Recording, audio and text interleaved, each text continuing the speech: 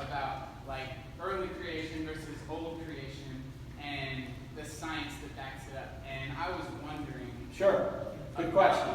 Early creation, or is it more biblical for old creation? All right. Excellent question. The question is, how old is the universe for those watching at home? Good question, Levi. Let me just say, I'm absolutely certain that the universe is at least 54 years old. That's how it is. And come Sunday, it'll be 55 years old.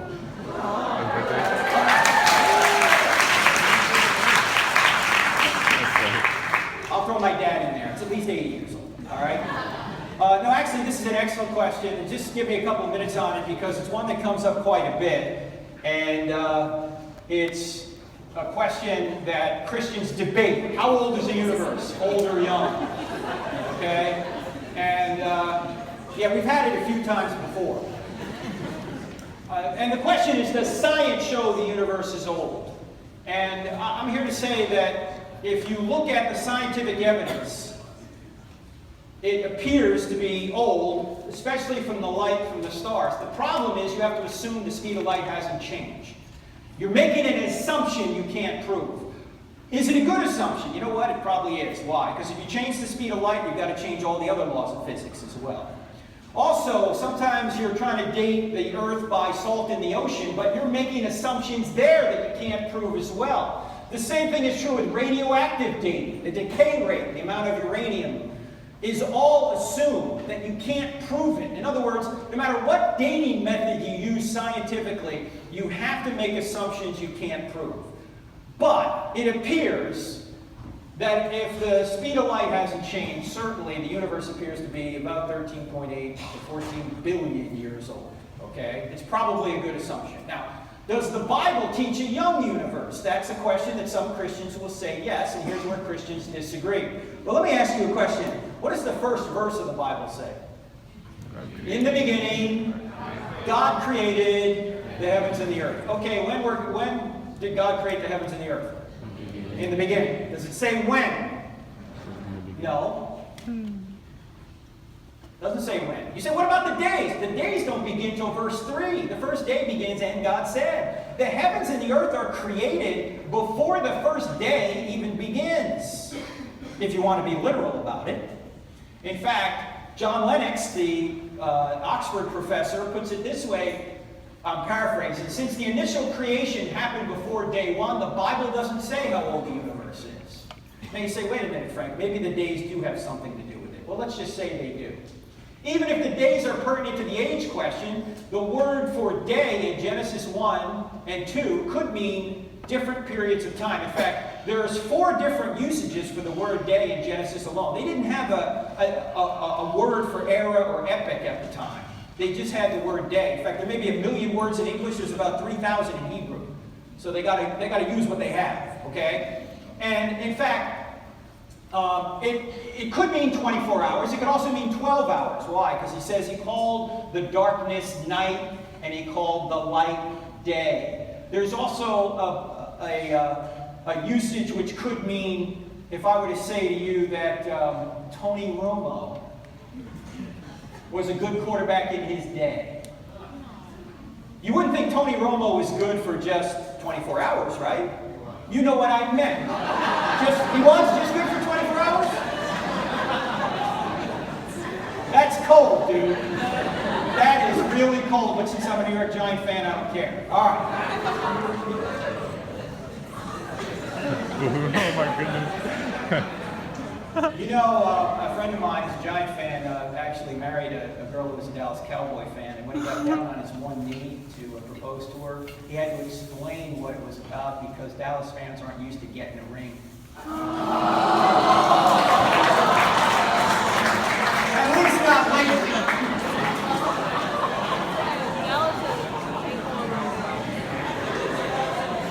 Touche. But you get the idea. It was an era, right? And there's a 4th possible usage I'll get to in a minute. Also, the 3rd day seems to require longer than 24 hours. You got the growth of vegetation, including fruit-bearing plants. All that stuff grows within 24 hours? You say, well, maybe God sped it up. You're making an assumption you can't prove. I mean, even if you put Miracle Grow on that stuff, it doesn't grow that fast. And the 6th day seems to require longer than 24 hours. Why? Because you got the naming of the animals. Adam begins to name the animals late in the 6th day. He didn't have enough time. You know how many animals were even in Adam's day? In fact, Brad Stein, a Christian comedian, kind of has a bit on this. He says, when Adam began to name the animals, in the beginning he was really, really creative. He'd see an animal come by, he'd go, hippopotamus! He'd see another come by, rhinoceros, by the end of the day. Cow. Ox. Now he's just run out of gas. And by the way, the 7th day is longer because it hasn't ended yet. You know, we're still in the 7th day right now. According to Hebrews 4, if the 7th day hasn't ended yet, maybe the other days are longer. The 7th day is longer than 24 hours, certainly. The question from the Bible is, we don't know how old the universe is from the Bible. And the bottom line is this. There's no conflict between science and the Bible, only conflict between some interpretations of the scientific and biblical data.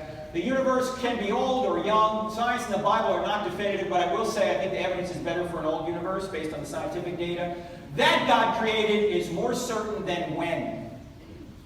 So you can debate it all day with people, fine. It's not an issue of salvation. I can tell you this, when you get to heaven, God isn't going to say, did you think it was older? You thought it was old? Get out of here! What did you do with Jesus? All right. Who else? Yes, sir. If you don't mind coming up to the microphone. And by the way, you guys can line up at the microphone. It'll make things go quicker if you do have a question. Yes, sir. What's your name? This is not a question, but just a statement. In your own words earlier, though, you did say that God, since God created all the rules of science and physics of the universe, that He could override.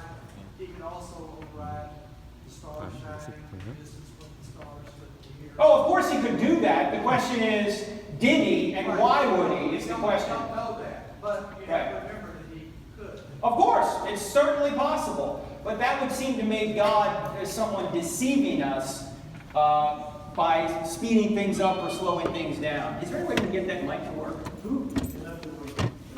Does anyone, any tech people in here know how to turn mics on? What's that? The cabinet's locked. Wonderful. All right. Yes, anyone else? Come on up to the microphone, please. Come on up to the microphone. Either one. Yes, ma'am. Yes, ma'am. What's your name? Debbie. Hey, Debbie. It's not working. Just be loud and I'll repeat. Okay. I would like to validate absolutely everything that you said. I see. That's it. You don't need to say anymore. Good night, everybody. I see, hear, smell, and taste miracles every day. I have seen the Holy Spirit. I have seen heaven. I have seen Jesus standing by a waterfall. I have seen God Himself. Wait. In the Old Testament, you can't see God directly. Are you saying you've seen God directly? I have seen in my spirit. Oh, in your spirit. Okay. I see miracle signs and wonders all the time. I lay hands on people, and all of a sudden they're healed.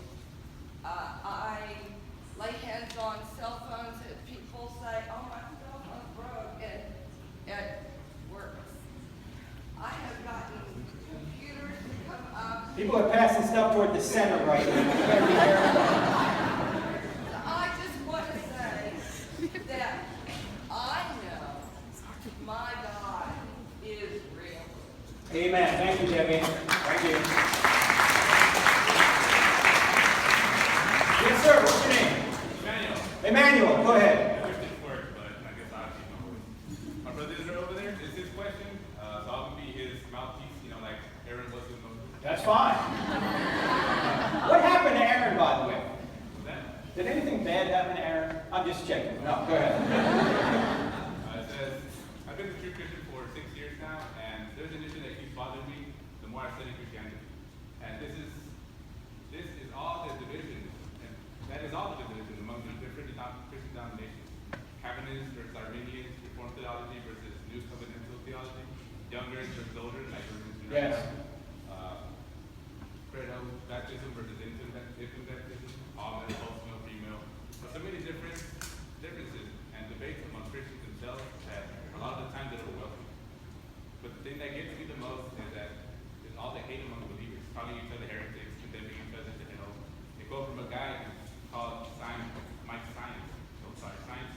Because it doesn't matter which camp of Christianity you belong to, you always be a heretic to another camp. So my question is, if Christianity is true, then why is so much hatred and division among Christians? Shouldn't we all be more loving to each other if the God we follow is the God of love? All right, excellent question. Why are there so many divisions in Christianity, in case you haven't heard about what he said there? First of all, I think, just as an example, this particular campus is a good example of what Israel's looking for. Because you've got Tim Ramsey up here who helped lead this entire event, and you saw how many people stood up before the event from all different denominations saying, we're behind this. So Christians do often work together. But let me say something about denominations, because I actually, believe it or not, it's going to sound crazy, I think denominations are a good thing. Why? Because denominations that believe the Bible express the Bible in different ways and have different services and different liturgies and different worship experiences, which I think is a good thing.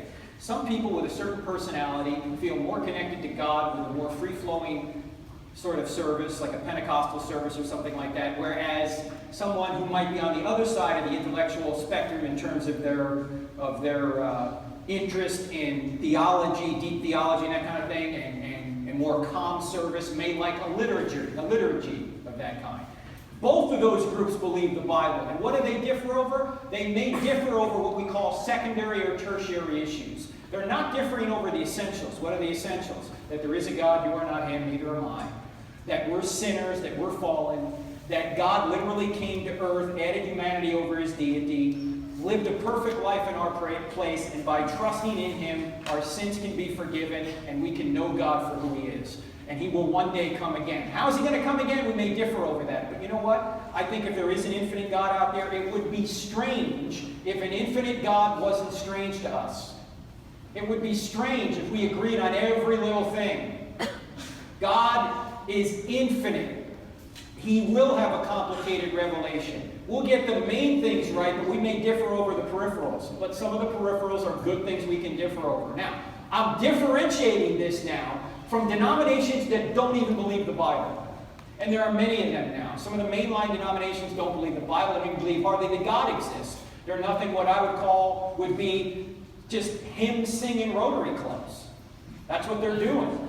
They're just out there to see one another and do what they call good works. But as far as God is concerned and all that, they're not concerned with God. They're not concerned with his revelation. They're not really concerned with what Christianity is all about. You know, Christianity is not about social justice. It's not about us doing good things. It's about the good thing Christ did for us. And then out of gratitude for him, yes, we will pursue social justice, but the center of Christianity is not social justice. The center of Christianity is Christ himself. It's not our works. It's his work. And then because of the work he's done, then we do good works. So I actually think denominations are a good thing, the ones that believe in the scriptures.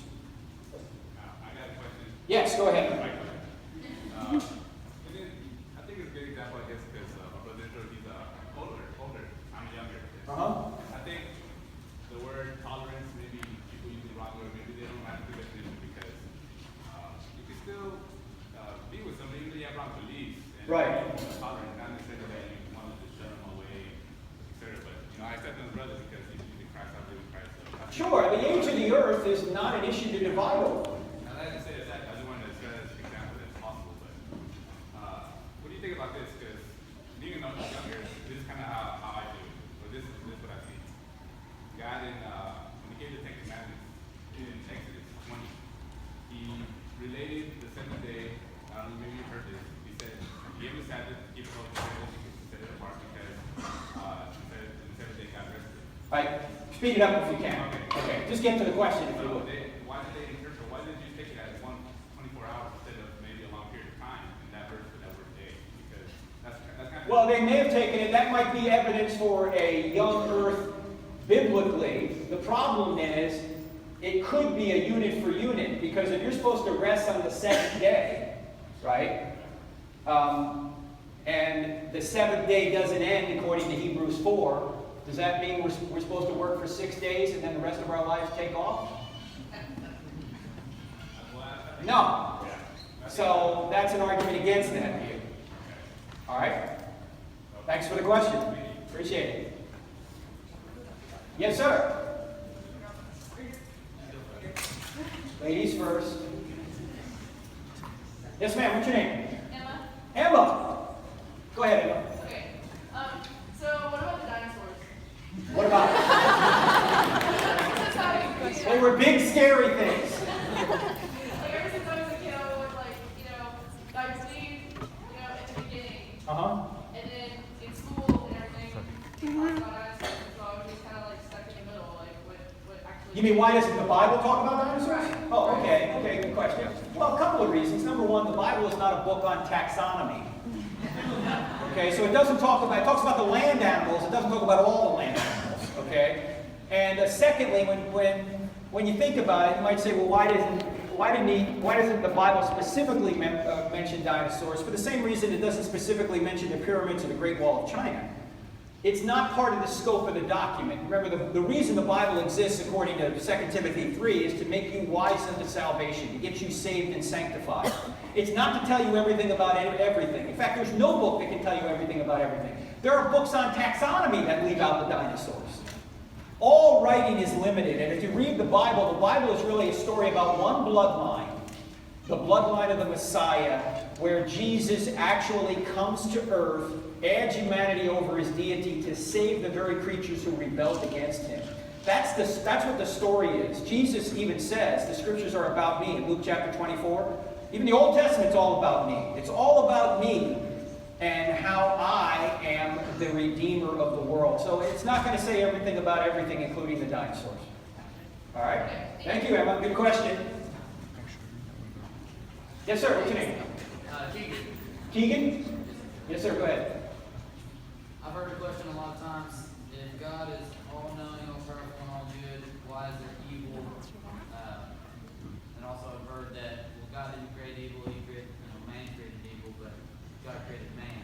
All right. I was just wondering if you could enlighten on that. Yeah. Here's the problem with questions like this.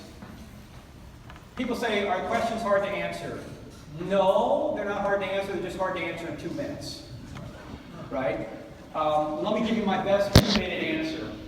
I was at university, Michigan State University a number of years ago, and I knew there was an atheist in the audience. There were several, but I knew there was one particular atheist in the audience because he sat there the whole time like this. He didn't crack a smile once, and I had some pretty good jokes in there. So I knew when the questions were going to come up, I knew he was going to have one. I said, are there any questions? His hand shot up immediately. I said, yes, sir. He said, if there is a good God, why doesn't he stop all the evil in the world? I said, sir, that is an excellent question. Maybe because if he did, he might start with you and me, because we do evil every day. I mean, whenever we complain about evil, we're always complaining about somebody else doing it. We never think of ourselves. If God were to stop all the evil in the world, he might start with us. And I said, but sir, it is a fair question, so let me give you my fastest answer. It's not me talking, it's me showing you a video. It's 1 minute and 46 seconds. There's a lot going on in this video. It's not a complete answer, but it's a doorway to an answer. Can I show it to you? Yes, sir. Okay, here it is. You ready? All right. This is quick. You really got to watch it. There's a lot going on. You ready? Here we go. Is God good? If he is, why is there suffering and evil? Let's assume for the moment that God is all-powerful. This means that God can do anything that is logically possible. So he can create galaxies and subatomic particles and rainforests and you. But God cannot do what is logically impossible. He cannot make a square circle or a one-ended stick. So can God make a rock so big that he can't lift it? No. So what if, when God created human beings, he wanted them to be free? Freedom's a good thing, but if humans are to be free, they cannot be forced to obey God. Because freedom without choice is like a square circle. It's a logical contradiction. No choice, no freedom. God didn't want robots. He wanted real people. The first humans endowed with the awesome power of free choice abused their freedom. The tragic consequences of their bad choice and our bad choices ripple across the world. God is responsible for the fact of freedom, but humans are responsible for their acts of freedom. But let's remember, we don't suffer alone. God will put an end to suffering and evil. And God became a man to suffer with us. God is good, and he wants real people like you to know him, but the free choice is yours. Now, if you want to see that again, you can. You go to our website, crossexamined.org, and you keep that and share that. Now, it's a much bigger question. If you want to go deeper, get the book Stealing from God. There's a whole chapter on this, okay? But again, evil doesn't disprove God. It may actually show that a being called God does exist. Yes, sir. What's your name? All right. Well, first I want to thank you for spreading Christian skills all over. We much needed right now, especially to prove this political time that we just passed. Second, having trouble with your first argument when from the Big Bang, obviously somebody had to set it off. Yeah. Now, why does that have to be a somebody or something or a being? How do you make that connection? Because making that argument seems like it could be anything. How do you get to God? Okay, good question. How do we get from the Big Bang to a personal being? Yeah, why not matter or Okay. other time? Okay, because matter and space and time had a beginning. So whatever created space, time, and matter can't be made of space, time, and matter. So whatever created space, time, and matter has to be spaceless, timeless, immaterial, also powerful. Because the being, whatever it is created out of nothing. No space, no time, no matter. Or no space, time, or matter. And then also personal. Why does the being need to be personal? Because in order to make a choice, which is what you have to do in order to go from a state of nothingness to a state of creation, you have to be a person. Gravity, an impersonal force, has no power to make a choice. This is why Stephen Hawking, in his book, The Grand Design, on page 181, is wrong when he says, because there's a law like gravity, the universe can and will create itself out of nothing. John Lennox, a brilliant philosopher and mathematician from Oxford University, said, when nonsense is spoken by brilliant scientists, it's still nonsense. And so when Stephen Hawking says gravity can create the universe, that's nonsense, because you need a personal force to create. Secondly, gravity didn't even exist. Gravity was created at the Big Bang, so it didn't exist prior to that. So if you've got a spaceless, timeless, immaterial, powerful, personal, also intelligent. Why? Again, intelligence is necessary to make a choice. So you've got a being that appears to be a theistic God to create space, time, and matter. Now, it doesn't have to be the Bible or the biblical God. I think when you go further through the evidence, you realize it is the biblical God. But from the cosmological argument alone, you get a being consistent with the biblical God. Does that make sense? Well, where have I gone wrong? We don't know what happened before the Big Bang. We don't know if there was matter or space or anything. Well, no, according to the evidence, space, time, and matter had a beginning. So there was no space, time, or matter ontologically prior to the Big Bang. We can assume that there was nothing before the Big Bang, but we don't know that. So What do you mean by no? Well, it seems to me we're reasoning to the inference to the best explanation. Right. If space, time, and matter had a beginning, then prior to that, there can't be space, time, and matter, right? I see the difference. Now I was talking about space, but okay, I see. Okay. And actually, have another one. Sure, go ahead. Okay, with everybody. On your fourth argument, the cosmological argument, it seems like you can simplify it and say if the universe was different, the universe would be different. We will say that some You're talking about the fine-tuning argument. The fine-tuning, yeah. Yes, the fine-tuning argument says that the fine-tuning is due to design. That if any one of a number of factors about the universe were changed imperceptibly, we wouldn't be here. Now, not only would we not be here, there might be no universe. As Hawking said, if the expansion rate was infinitesimally different, the universe would have collapsed back on itself or never developed galaxies. So yes, it would be different. The question, though, is why is it the way it is? That's the question. We all know it would be different if you changed one of those things, but why is it balanced on a razor's edge to have a universe with galaxies and life in it? That's the question. All right, thank you, sir. Appreciate it. Good evening. My name is Godfrey. I'm from India. Hey, Godfrey. I assume that you were born in the States? I was born in New Jersey. If that's still a part of the United States, yes. I assume that you were probably born in a Christian home? I was brought up in a Catholic home. Okay, so Yes. Well, in India we have lots of religions, and Hindus and Muslims, particularly the Hindus, they kind of worship almost 1 million gods. Yes. So you were speaking about atheism, and speaking about theism. Yes. And I'm okay with that, but you connected atheism and theism with Jesus. Now, if you were born in India, and if your name was Ram, would you connect that with Krishna or with Ganesha? Okay, well, excellent question. I'm trying to... No, don't go away, Godfrey. Don't go away. Because I need clarification. All right? My question is, does the evidence show that Jesus was a human being that came to earth, predicted and accomplished his own resurrection from the dead? That's my question. And if he did, then it seems to me whatever he teaches is true. And if he taught that the Hebrew Old Testament was true, I'm accepting what he says on his authority because he's proven to be a divine being by himself resurrecting from the dead. Now, you could say, well, why not Hinduism? Or why not Buddhism? Or some of these other worldviews? Well, not that Hinduism or Buddhism are teaching things that are false all the time. I think every world religion has some truth in it. But if it differs from what Jesus says, then it would be wrong. The Hindus, the Buddhists, the Muslims may have many things right. But if they differ from what Jesus says, they appear to me to have it wrong. Not on my authority, on his. Now, I was just asking, in case you were born in a Hindu home, Yes. are you still speaking what you're speaking today and connecting with Jesus?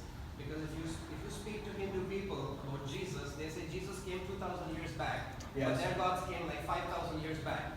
So Jesus is a pretty new God compared to thy God. Oh, I would agree, but I would say, what evidence do you have that the gods you're talking about that were further back are actually the true gods?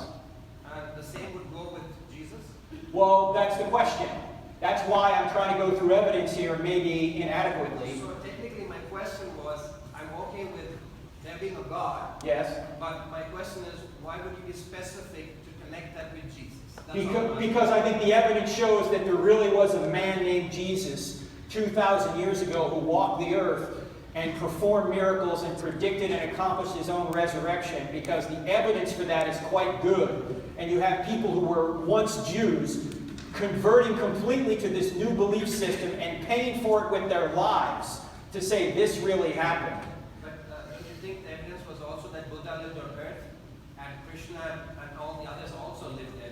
They have stories. Oh, they have stories, but the difference between Krishna and Buddha and these folks and Jesus is Jesus says, I am the way, the truth, and the life. How do we know that's true? By the evidence. That's what we've been looking at. Obviously, I went through just a little bit of it this afternoon or this evening. These guys also have evidence. So they have a story and they have a thesis, and the Christians have a story and a thesis. Right. How would we differentiate between both and justify one is true? Oh, I agree with you, Godfrey. What you ought to do is you ought to look at the evidence from all of them and see which way the evidence points and then make your decision. But just because somebody was born in a particular place doesn't mean that their belief is either true or false. In fact, Richard Dawkins often makes this argument. He's an atheist. He says, well, if you were born in Saudi Arabia, you'd be a Muslim. If you were born in England, where I am, you'd be a Christian. And he doesn't really realize, number one, that doesn't make his belief true or false, or their belief true or false. He also doesn't seem to realize that his own assertion is disproven by his own experience. Here he is, an atheist in a Christian country, right? My He's trying to say if I was born in another place, I'd be something else. Well, he's going against the prevailing view in his culture that Christianity is true. So my last question is, you're Frank and you converted atheism to theism with Jesus. Let's say Mr. Ramakrishna had a second session and he concluded atheism with Saraswati after your session. How would you relate to Mr. Ramakrishna and how would you defend your faith? Well, I would have to see the evidence. And I didn't relate that Jesus was God before establishing that God existed. That's why I went through the evidence that a theistic God exists. A spaceless, timeless, immaterial, powerful, moral, personal, intelligent, creator. Right? So from that point on, if that God exists, then miracles are possible. And if he does miracles through Jesus, and we have good eyewitness testimony for that, then I think that's good evidence that whatever Jesus teaches is true. And I'm going to go with what he said. The reason why I asked that question is because I stay in India and I'm born and brought up there. Yes. I face all these questions. By the way, I'm a pastor. I'm just wanting to find out your... Oh, I see. Okay. Thank you. Thank you, Godfrey. God bless you.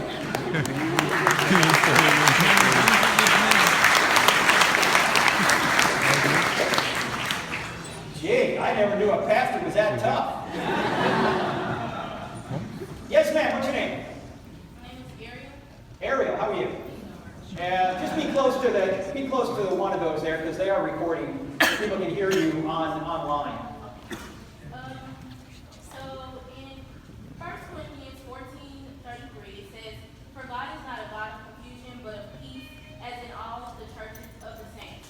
So he went before me, but my question is, if God is not a God of confusion, then why is there multiple religions? How is it so? And then, like he said, Christianity came after numerous religions. So how is it that Christianity is the one true religion, and then Christians are supposed to be supposedly, I guess, accepting or supposed to be accepting of others, but most Christians feel like Christianity is the right religion, the only religion. So how is that so? Okay. Let me try the second one first. If Christianity is true as Christians believe, then we believe that the way to have your moral crimes forgiven and to be with God, who you were created to be with, is through the only sacrifice that has ever been made that could atone for our sins, and that's Jesus. So it would be unloving of us for not to tell other people about that. It's unloving to not tell people that they're heading for an eternity without God if we know that if they simply trust Jesus, they can be with God. Why wouldn't we tell people that? Now, when you say God is not a God of confusion, I agree. But it's not God who's confused. It's people who are confused because they don't want to follow the evidence where it leads. Jesus said, men love darkness rather than light. And we will suppress the truth to go our own way. In fact, think about this. The same New Testament you're quoting from, in John chapter 11, Jesus literally raises a man by the name of Lazarus from the dead. And what do the Pharisees want to do after they learn of this and see this? They want to kill Jesus. What? He's just proven to be the Messiah. What do they say? Better one man, innocent man, die than all of Israel goes down. It's not a matter of the mind, it's a matter of the will. People don't want Christianity to be true because they want to go their own way. But how can you say they want to go their own way if they don't accept Christianity, but they're Buddhist or they're like a part of another religion? How is that going your own way if you conform to another religion? Well, the question is, are they truly seeking the truth? If they are seeking the truth, God will get them what they need to be saved. In fact, He is a rewarder of those who diligently seek Him. But if people are turning away from the truth to go their own way, then they've made their choice. In fact, in Acts chapter 17, Paul is talking to the Athenians who are not believers, and he says, God has appointed the times and places where people should live so that some may find Him. There are other people who won't find Him. Why? They don't want to find Him. It seems like God has so preordained things so that people who do hear the gospel, who want to hear the gospel, will hear the gospel. It might be that people who never hear the gospel wouldn't have believed it even if they heard it. Obviously, God is just. God is not going to put anybody in a place they ought not go. There's not going to be anybody in the end times who's going, God, I got a raw deal here, since he is the standard of justice. We know how people are saved, so we risk all to get them the gospel. That's what we do. We leave the rest to God. We know how people are saved, we leave the rest to God. I have another question. Yes, one, go ahead. The 12 tribes of Israel, could you possibly have any idea who the true Israelites are? That's above my pay grade. No, I don't know. Sorry. That was easy. I like that. We'll just try to go a lot quicker. I don't know. Next. Yes, sir. What's your name? My name is Jordan Matthews. Jordan Matthews. Hey, before you go, Ariel, let me just say one thing about that. According to Paul, of course, true Israel is not by blood. You were asking a blood question, but it's by trust in the Savior. That's true Israel. But that's another question. Yes, go ahead. Jordan, you said? Yes. Oh, I'm sorry, Jordan. Go ahead. So earlier you said that that we know that the apostles were not lying because they made such a radical change. Mm-hmm. Couldn't you say that the same thing about many different other religions like Muhammad, since he made such a radical change in his life and Buddha, to go from having such a rich and lavish life to pretty much giving up everything? Well, he may have thought it was true, but what evidence did he have that his philosophy was true? That's a different question, right? If you look at Islam, as you know, Muhammad died in 632. He never claimed to do miracles. The miracles attributed to Muhammad were attributed to him by the Hadith, the written traditions of what Muhammad said and did 150 years after he already died. Muhammad was really more of a political and military leader than he was someone like Jesus, who said, I'm going to sacrifice myself for you. So it wasn't like Muhammad. I can see why Islam would have grown via the sword, because Muhammad was a warrior. But Jesus, he lays his life down for everybody, and they're all dejected after he lays his life down. What turns these 12 scared, scattered, skeptical disciples into the most peaceful yet effective missionary force in the history of the world? They turn over the Roman Empire in just 300 years. How do they do this unless something spectacular happened? They didn't use military, right? The sword was used on them. They didn't use the sword. The Crusades don't begin until 1000 or 1100 AD. Christianity's in place for over 1,000 years before the Crusades are even a thought, right? So it seems to me the inference to the best explanation is that there was a resurrection that propelled these 12 people to change the world, whereas I can see how the followers of Muhammad could have just followed his lead militarily and changed the world that way.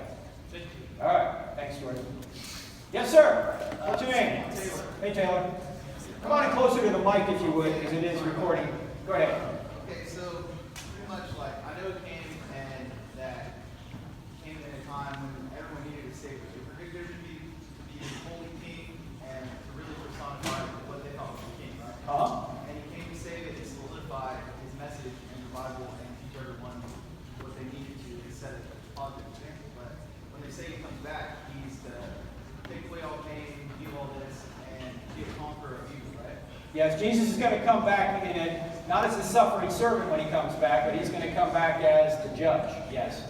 So my question is, when he comes back, will he personify the things that he learned on this earth, as well as when he comes back, is he going to try to show people a different side of himself that fills the role that he needs to fill? I'm not sure what you're asking. Say that again, Taylor. Well, it's just kind of, I was thinking about it, and I just, ever since like I've like learned about Jesus and stuff, I was wondering, if he's going to come back, he's already lived through it, right? Will he show other qualities the next time he comes back? Well, he's going to show the quality of being a judge and a warrior, yeah. We know that. But he'll still be the same Jesus otherwise. Yeah. I don't know, I'm just thinking about it. All right. Thanks, Taylor. The Dallas Cowboys. They are winning the NFC East. And I got to give it Dak Prescott. He's a Mississippi State dude. He's doing pretty well. What's your name? Okay, my name's Cody Bailey. Hey, Cody. How you doing?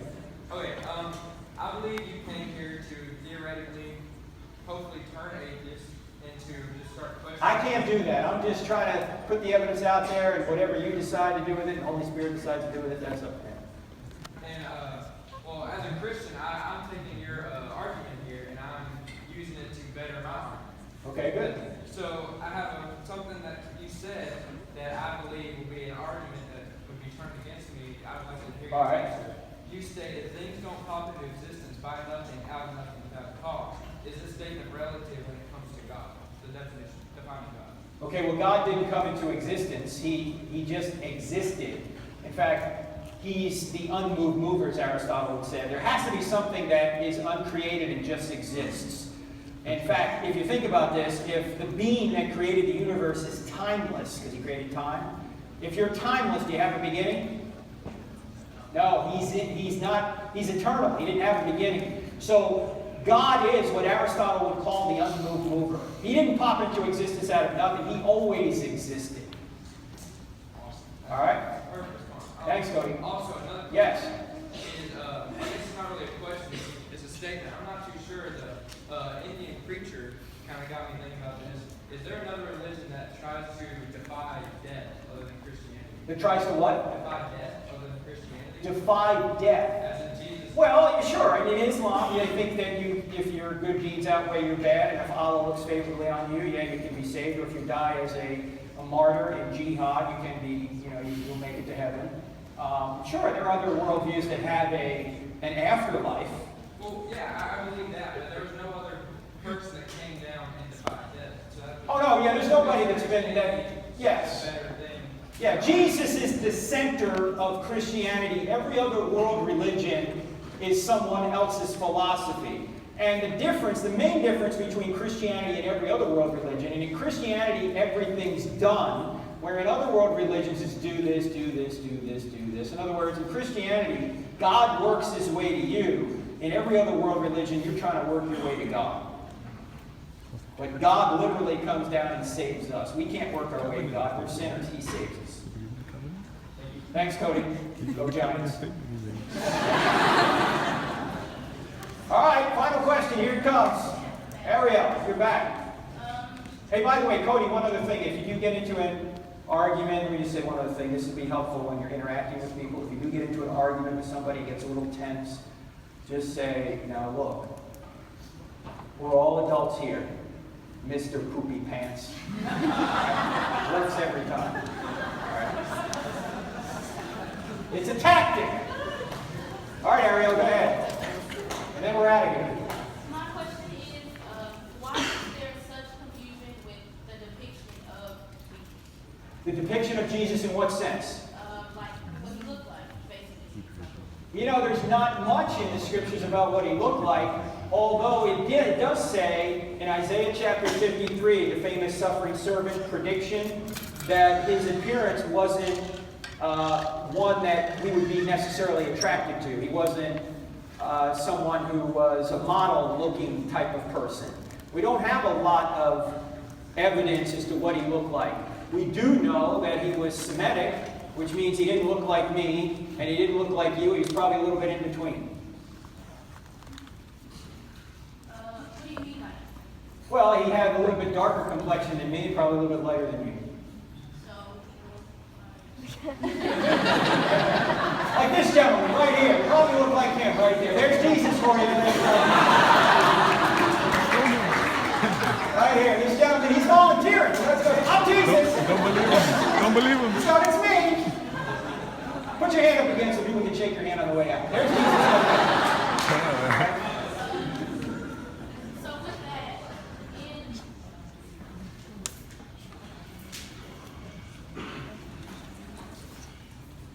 Matthew 2:13, when Mary was told to get up and to go hide the child in the land of Egypt, how can you hide a even person of his color or a lighter complexion than me in a land of black people?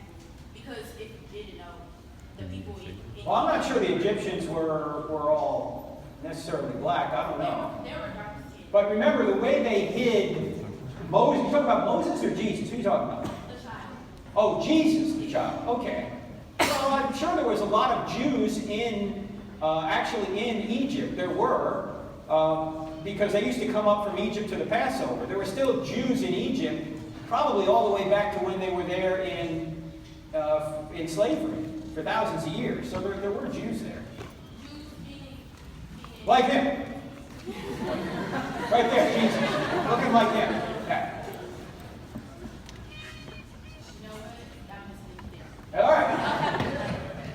All right, we have one more question. That's it. Yes, ma'am. Here it comes. Come on down. Yeah, come on down.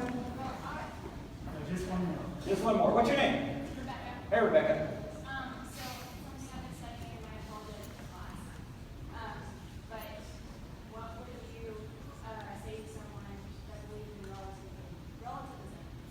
Well, okay.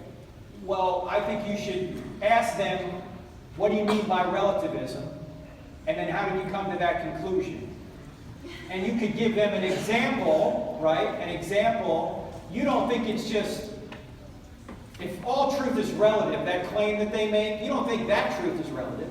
That's self-defeating. If you apply the claim to itself, that particular claim isn't relative, it's absolute. So it's a self-defeating proposition. I would just point out in a nice way. Now, by the way, the app, the Cross-Examine app, has these questions in them. And the three questions, so we can end with this, because these are questions you can use for anything. These three questions that you ought to use are from Greg Copeland's book, Tactics. If you haven't heard of the book, you should get it. There it is, right there. Right next to Jesus. This is a very holy row right here. They've got Jesus in it, they've got tactics in it. The three questions that Greg tells you ought to ask, we do have them on the app, in the quick answer section. The first question is, what do you mean by that? Because when somebody says something, it's not your job to refute what they say, it's their job to support what they say. So if they say relativism is true, you don't have to refute it, you have to say, why do you think it's true? You know, what do you mean by that, and then why do you think it's true? So use the tactics. So what do you mean by that? Second question is, how did you come to that conclusion, or what evidence do you have for that position? And then the third question is an opportunity for you to provide evidence back. And you started out with this phrase, have you ever considered? So you might say, have you ever considered that the claim, all truth is relative, is not a relative claim? It's an absolute claim. So it defeats itself. So use these questions. What do you mean by that? How do you come to that conclusion? Have you ever considered? Now, ladies and gentlemen, you can use these questions with any issue, not just, say, Christianity or religion. So parents, suppose you get a call one night from one of your children who are out late, and your son calls you and says, Mom, Dad, I'm not going to be home by 11 like you wanted me to. Your first question ought to be, what do you mean by that? Your second question ought to be, how did you come to that conclusion? Your third question, or your third statement ought to be, have you ever considered if you're not home by 11, you're grounded for 2 weeks? I'll be right home, Dad! Okay? Now, gentlemen, I must warn you on this. Do not ever use these questions on your wife. Because if she calls you an idiot, don't say, what do you mean by it? Or how did you come to that conclusion? Because she is going to have a list a mile long. And you are toast. All right? Anything else? All right.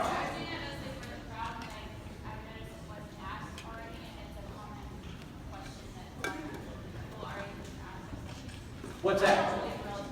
Oh, you don't believe in relativism either. Okay, very good. All right, folks. Well, I want to thank you.